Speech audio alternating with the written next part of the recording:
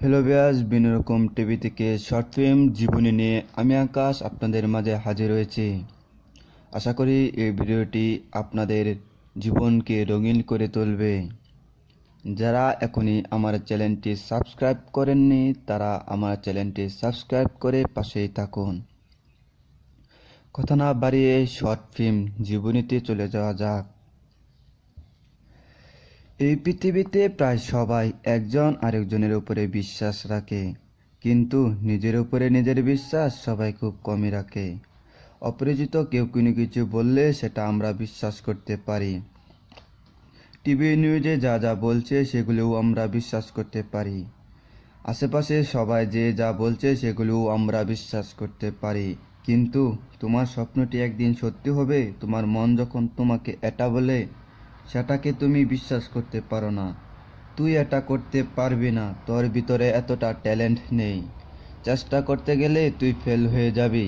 সবাই যখন এগুলো বললে সেগুলোকে তুমি বিশ্বাস করতে পারছো, কিন্তু তোমার ভিতরে থেকে যে আওয়াজটি আছে সেটাকে তুমি বিশ্বাস করতে পারছো না। তুমি তোমার জীবনে কিছু না কিছু বড় করবেই।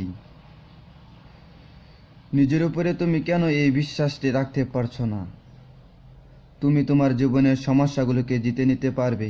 তোমার ভিতরে কেন এই হিম্মতটা জেগে উঠছে না? তোমার পড়াশোনার বিষয়গুলো তুমি খুব ভালোভাবে মনে রাখতে পারবে। কেন এই বিশ্বাসটিকে তুমি মজবুত করতে পারছো না?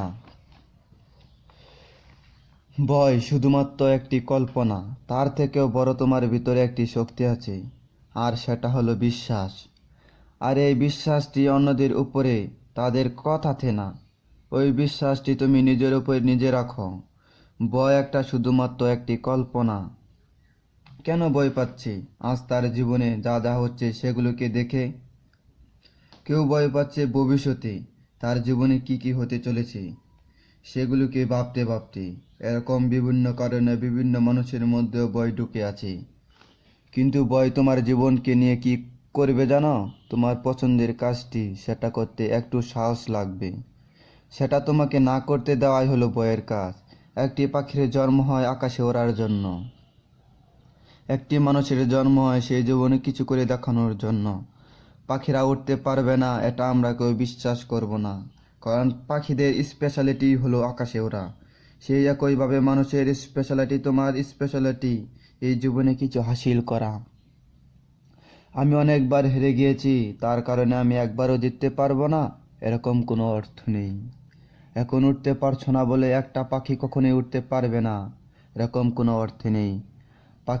পাখিরা সময় হলে ঠিকই উঠবে, আর তুমিও সময় আসলে ঠিকই জিতবে। তুমি যে কাজটা করছো সেটা করতে গিয়ে ফেল হয়ে গেলে কিছু মানুষ তোমার মজা করাবে, কিন্তু সেটা কোনো বড় সমস্যা না। সবাই তোমাকে নিয়ে মজা করছে বলে তুমি তোমার স্বপ্নটাকে ছেড়ে দিও না। কয়েকবার ফেল হয়ে গিয়েছ বলে চেষ্টা করা বন্ধ করে দিও না। ওরা চেষ্টা না করেই আমি উঠতে পারবো না এটা কখনো বলো না। তোমার মনের মধ্যে আজ এটাকে গেঁথে নাও, তুমি চাইলে জিততে পারবে না। পৃথিবীতে এরকম কোনো কাজ নেই। এক্সাম, স্পোর্ট, বিজনেস, রিলেশনশিপ, সমস্ত জিনিসে সংঘর্ষ আছে, সমস্ত জিনিসে মেহনত আছে। প্রত্যেকটি জিনিস সফল হওয়ার একটি সঠিক টাইম আছে। আর এই সংঘর্ষ, এই মেহনতগুলোকে আর পার করলেই তবে একটি ড্রিম লাইফ পাওয়া যায়। সেই জন্য হাল ছেড়ে দিও না। আজ হয়তো একটু কষ্ট হবে, কাল হয়তো আরও খারাপ হবে, কিন্তু কালকের পরের দিনটি হয়তো